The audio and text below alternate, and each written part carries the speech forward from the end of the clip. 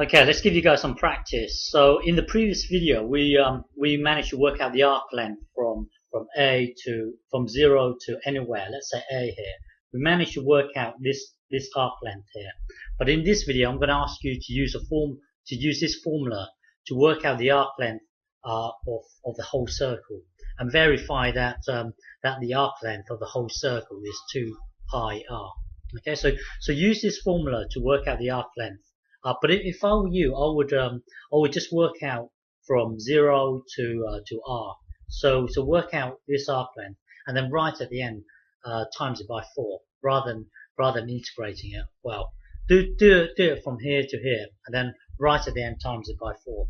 Okay, so use this arc length formula to work out the arc length here and multiply by 4 and verify that it equals 2 pi r.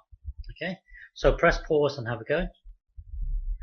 Okay, looking at so to work out the arc length, we need to find dy by dx. So the equation of this circle is given by this. Rearrange it to make y the subject. So now looking at this, we need to find dy by dx. We need to differentiate this. So to differentiate that, visualize it as this thing to the power of a half. Differentiate it by using the chain rule. It will then give you this. But then if you look at the formula for the arc length, you do need to know dy by dx, and then later on you've got to square it. So we've got dy by dx here. We've got dy by dx. Square it, it will then give you this. So now we've got dy by dx squared. So looking at the formula, we can then put it into here. We can put that thing into here. We know dy by dx squared. Put it into here. It will then give you this. But imagine the one as being exactly the same divided by exactly the same. Now these two denominators are the same. We can merge the two fractions. Here you've got one fraction. Merge the two fractions. These two will cancel out, giving you r squared. So now that will then take you to this because of this equals root a over root b. So that will then take you to this, and then let me think. And then this r here is a constant. We are differentiating with respect to x. This r here is a constant. So we can, because r is a constant, we can take it out. That will then take you to here, and then now integrate this. If you integrate this, it will be the inverse sine. It will be the inverse sine of x over r. Okay, so normally if you have 1 over root 1 minus x squared, then it will be simply the inverse sine of x. But because you've got this r here, you do need this, and we've done this before, so you should realize this. Okay, so integrating this will then give you this.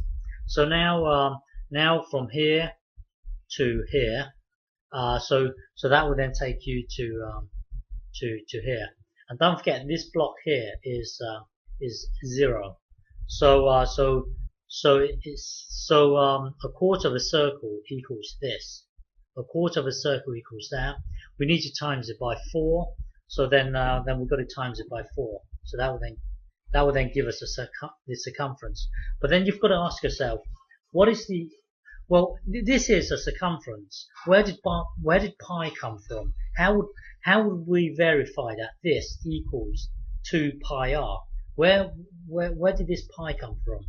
Well, the answer is in here.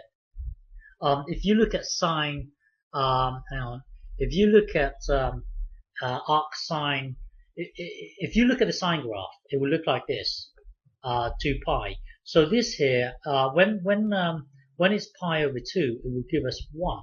So if you look at the sine function, if you put in pi over 2 into this sine machine, it will spit out the number.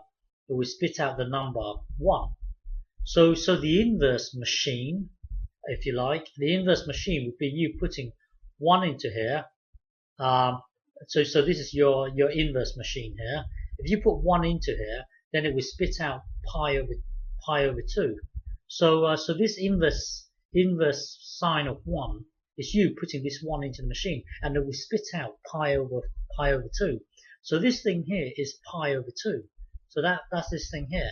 Now simplify this, it would then give you the circumference of a circle as we thought. Okay.